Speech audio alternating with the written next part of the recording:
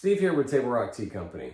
It is a bit of a rainy October morning, so I have to wait before I go and do some outside chores, and I thought I'd take the time this morning to talk about our herbal medicinal teas, in particular this one here that we just released called Traveler's Rest.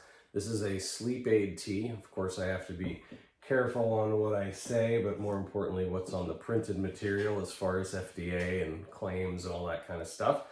But I wanted to talk about Traveler's Rest because it has gotten such a massive response from you guys that I wanted to give insights as to why this works, how it works, what it does and what it does not do, and give you guys a little bit of insight into how we prepare and blend and create a medicinal herbal formula. So I guess we'll start there.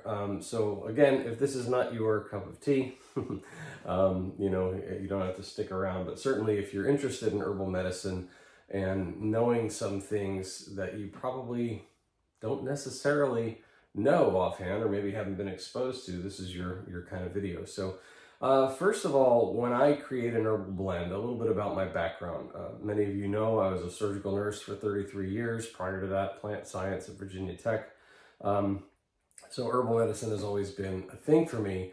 The problem is that there's so much goofy stuff out there. There's so much stuff that doesn't work, so much stuff that it might work, but they have no idea how it works, and so it's completely unsafe as far as the people that are putting it together.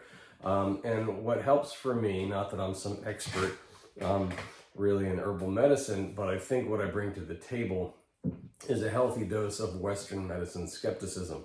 There are certain things that we do in Western medicine, and surgery is about as Western as you can get, that bring a balance to the herbal side of things that not everybody has. The other thing too is that I have studied for a very long time. Of course, I have my Bachelor of Science in Nursing. We studied anatomy, physiology, and all of that. And that's always been my biggest gripe with herbalists, is that they tend to not understand human anatomy and physiology. So I always use this analogy that, if you come into the ER and you say, I have a problem, with my heart, like people that say, oh, well, this herbal medicine is good for the heart. What does that mean, good for the heart? I'll have 20 different meds in my cart for a cardiac arrest that are good for the heart. 19 will kill you and one will bring you back, So you really have to know why they do what they do, how they do what they do, and how they react in the human body. I think that's the first thing. So there are actually some herbs, believe it or not, that I will not touch. You won't see me putting foxglove in anything. You won't see me putting belladonna in anything. You won't see me probably putting St. John's wort in anything. To me, those herbs, studying them as I have, don't have the bandwidth that I would like. In other words, first thing is what I call an efficacy bandwidth. Okay, so if here is where it starts to work and here is where it's toxic, I want that bandwidth to be nice and wide. And some of these herbs are super narrow, and the problem is the potency of the herb changes with the time that you harvest it, whether it's in a particular season or whether it's in the morning or the afternoon, what part of the plant you take, all of that. So I always just play it safe, and if there's a bandwidth I don't like, I don't use that herb. So that said, when I try to build a formula, I kind of try to first identify what it is that we want to target. Now, Traveler's Rest was very interesting for me. Pardon the noisy chair here. I've got this old chair from like 1942. That's real. I gotta put some oil on it. But anyway, I have trouble sleeping because I can't breathe through my nose, and particularly at night. So, just wanted something that'll open up the nasal passages. So for me, antihistamines have always done wonders for that. If I have to take an antihistamine because I've, say, been mowing the lawn and have just a snoot full of dust and all that, man, I sleep like a baby. So, and of course, there's tons of people on CPAP and all that kind of stuff. So my primary target in formulating Traveler's Rest was actually to go after upper respiratory and open those airways up. And so because I liked antihistamine, my initial herb, unfortunately, is illegal for me to put in a tea, but I wanted to use ephedra or ephedrine. And so, but of course, if you're a child of the 80s like myself, you'll remember being able to buy Sudafed. Ephedra is just a weed. I mean, it grows pretty much anywhere in the US. It's super easy to grow.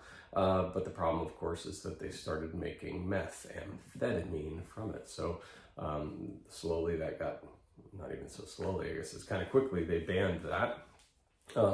So I can grow ephedra for myself. I cannot put it in a tea for you guys, which is really a bummer because it's a nice herbal antihistamine. It's a very powerful one. And so that was my first choice, but that didn't work. So I went with Nettle, which also has an antihistamine effect.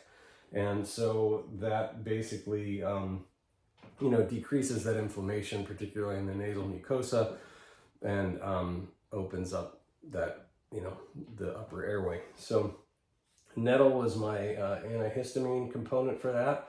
And then I added eucalyptus, which of course, if you've ever had, eucalyptus cough drops or whatever, it just kind of does that opening up of the nasal passage. So those two things were put in this formula to open up your airway. Now, that said, sorry, got a cough. That said, as I started to put the surveys out, asking people why they had trouble sleeping, many people, a great many people, including myself, I just didn't really prioritize it, they can't sleep because they can't shut their brains off. And I think that's particularly problematic in this day and age because of our iPhones and our electronic devices. And we're always checking emails and, doing stupid stuff. Even if you wake up in the middle of the night to go pee or whatever, it's like, oh, I'll check my email. Well, that sort of brain engagement, we're not really supposed to do that. So there's a lot of behavioral issues that need to be dealt with. But besides that, there's just, I think there's more going on. And so people have this racing brain. They can't really shut it off. And so that was the other huge part, which has actually become, I would say, the primary focus of Traveler's Rest. And so with that, I use two things, Valerian and passion flower. I guess 3, lavender, if you want to consider those. But Valerian is very interesting because it is a profound herbal medication for sure. It has some pretty potent effects. It will knock out sort of that restlessness. It's sort of Valerian, the way it works, and I'm not, I was just talking about knowing mechanisms, but I'm not much of a neurologist, but essentially all those sort of staticky side thoughts that happen, Valerian really focuses the mind, and it sort of streamlines your thought processes so that there's not all these aberrant brain waves going off with all these side chain things that you're worrying about. So it really narrows things down. When you take this Traveler's Rest tea, that's the kind of one weird thing that I found with it. It's weird in a good way. Like I'm somebody that thinks constantly, all the time, but when I take this, I will try to think of tangential issues and they don't come. So it just sort of narrows the door. So, snuffs out all that white noise background stuff. That's pretty cool. It's also a bit of a sedative. So it's got that effect as well. I have not teased this one out. I'll have to ask my wife, but restless legs, that also helps with that. The passion flower part, that is an anti-anxiety medication, well, herbication, I guess you could call it. So passion flower will decrease anxiety and kind of be synergistic to the valerian. It's not as powerful but in a different way. I would say the valerian is up here and passion flowers maybe 75%, but on a different sort of channel. And again, just really decreases anxiety, yeah, that kind of thing. Lavender is just kind of a calming herb that is a mood elevator, for lack of a better thing. So it kind of it is a calming but mood enhancement effect, and so you're a little happier. And hey, you know, you're not worrying about stuff while you're sleeping. You're focused, and basically, yeah, it just really shuts down. It's almost like that trio is kind of like noise canceling headphones for your brain. You know, it just sort of closes it in, and all you kind of can focus on is something that might be really important or sleep, and that's kind of it. And so this formula, you know, I didn't rank it for the taste. Valerian doesn't taste very good. Lavender does taste good. Tried to balance things out, but it's definitely made for function. One of the reports, and this is something that's important for you guys to know, is not just one, a couple of people have said this, that they noticed that it didn't have the same effect a couple of times as they were doing the 30-day trial. And they normally drink their tea with some sugar in it, and they were trying to avoid that. When they added the sugar, it actually enhanced the efficacy of Traveler's Rest. So don't be afraid to add some sugar to it. Now, again, I don't know the biochemistry behind this one, but there are some biochemists that have told me that sugars and salts will often interact with things in the herbals to enhance certain components, and so that just makes sense. I mean, it's chemistry happening, and so don't worry too much about adding sugar. You know, we're talking about like a teaspoon. So, and again, obviously, this doesn't have caffeine. It's made to try to get you to sleep, so you can take it at night. Usually 30 to 40 minutes from the time you go to bed is when you're going to notice the differences on this. That's when you kind of want to be where you're going to be for the rest of the evening. 30 to 40 minutes, obviously we'd recommend not operating heavy machinery and that good stuff. But some people that have drunk this in the afternoon have tried to push through to not go to sleep. And what they found was that they ended up being more focused. Now, I personally wouldn't recommend that you do that.